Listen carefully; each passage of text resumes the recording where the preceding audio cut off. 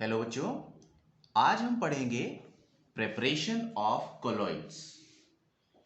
Colloidal solution बनाने के लिए हम तीन मेथड का इस्तेमाल करेंगे।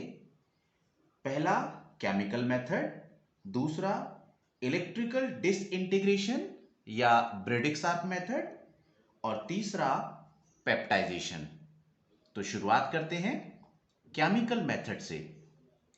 केमिकल मेथड में हम यहां पर रिएक्शंस जो कर रहे हैं that is double decomposition, oxidation, reduction and hydrolysis. Double decomposition arsenious oxide और हाइड्रोजन सल्फाइड गैस जब आपस में रिएक्ट करती हैं तो अर्सेनियस सल्फाइड का कोलाइडल सोल बनता है। AH2H3 इसके जो मॉलिक्यूल्स प्रोडक्ट में बनते हैं ये एग्रीगेट हो जाते हैं and they comes in colloidal range. And in the same way sulphur dioxide में जब हाइड्रोजन सल्फाइड गैस को मिक्स किया जाता है तो यहां पर क्या हुआ, H2S गैस का ऑक्सीडेशन हो गया, sulphur thus obtained in the product aggregates together to form colloidal range particle. इसी तरीके से नेक्स्ट इज रिडक्शन रिएक्शन। यहां पर AuCl3 का रिडक्शन हो रहा है, इलेक्ट्रोनेगेटिव क्लोरीन रिप्लेस हो रहा है when formaldehyde and water is added to it and the gold particle thus form aggregates together to form colloidal particles. Last है हाइड्रोलिसिस, जिसमें फेरिक क्लोराइड को जब हम हाइड्रोलाइज करते हैं using water that is changing into ferric hydroxide sol. Ferric hydroxide particles again get aggregate together and forms colloidal range particle. बच्चों, दूसरा तरीका है कोलॉइड्स बनाने का इलेक्ट्रिकल डिसइंटीग्रेशन और ब्रेडिक्स आर्क मेथड. इस मेथड के अंदर बेसिकली डिसइंटीग्रेशन और कंडेंसेशन दोनों होते हैं. डिसइंटीग्रेशन का मतलब टूटना और कंडेंस होना यानी अगेन यूनियन बनाना, एग्रीगेट होना, ठंडे होकर एग्रीगेट होना और कोलॉइडल रेंज पार्टिकल बनाना. जनरली इसमें एक डबल वॉल्ड कंटेनर है. डबल वॉल्ड इसलिए बनाया गया है ताकि इसके बीच में हम आइस रख सकें, जिससे अंदर जो सॉल्वेंट रखा जाएगा that will be cool. To get the cold atmosphere, we have used this instrument, this system. Now, these are the two metal electrodes. Which metal? The metal whose colloidal solution is to be prepared.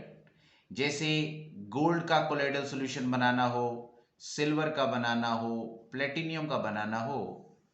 So, जिस metal का भी हमने colloidal solution बनाना है उसके हम electrodes ले लेंगे and that electrodes are then connected to high potential supply and when the key is pressed and these two electrodes are struck together, जैसे इनको हम टच करेंगे स्पार्किंग होगी, हाई टेम्परेचर क्रिएट होगा and this metal will start evaporating.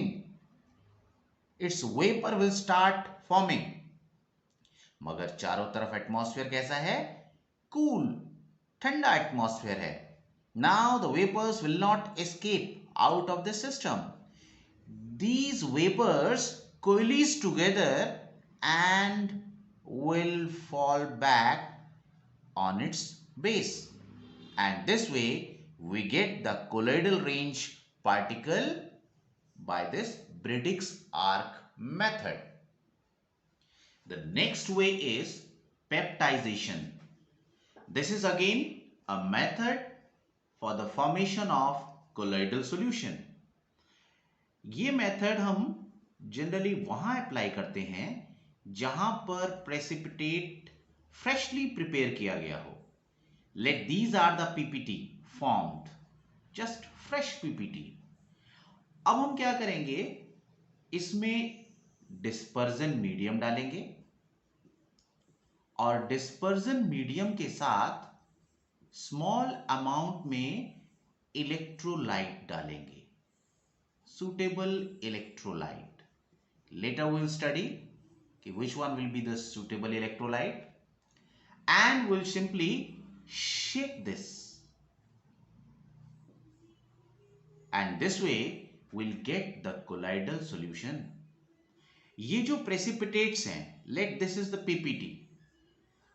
जब हम dispersion medium डालते हैं और उसमें इलेक्ट्रोलाइट डालते हैं तो इलेक्ट्रोलाइट का one of the ion get adsorbed on this PPT, and this way the ion absorbed results in development of charge on it, and thus these charges repels, and when these repels they breaks up into colloidal range particle.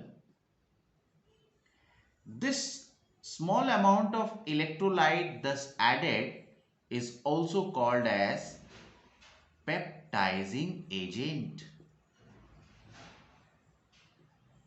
and this phenomena, the phenomena of addition of dispersion medium with small amount of electrolyte to freshly formed PPT to make its colloidal solution is called peptization.